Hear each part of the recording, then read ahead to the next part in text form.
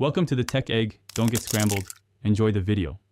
Open the Calendar app and tap Calendars to choose which ones show or hide. Use day, week, month, and year views to change your planning perspective. Tap the plus button to create an event and use title, location, and notes fields for clarity.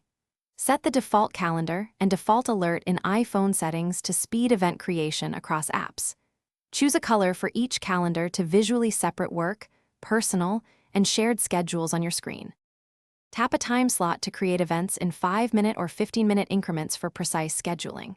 Add location to enable maps and use travel time, so leave reminders reflect real commute durations. Use add invitees to send invites and gather RSVP from colleagues or friends. Set alerts like 15 minutes, 1 hour, or 1 day to avoid last-minute surprises for important meetings.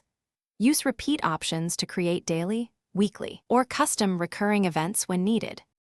Enable iCloud Sync in settings to keep calendars consistent across all Apple devices and backups. Add accounts like Google or Exchange under accounts to unify work and personal calendars in one app. Create separate calendars for work, personal, and shared projects, and assign colors to reduce visual clutter. Pin the calendar widget to your home screen for quick glance access to upcoming events and today's schedule. Use search to find events by keyword, and use Siri to add events hands-free by... Thanks for watching. Consider subscribing if I helped unscramble your problems.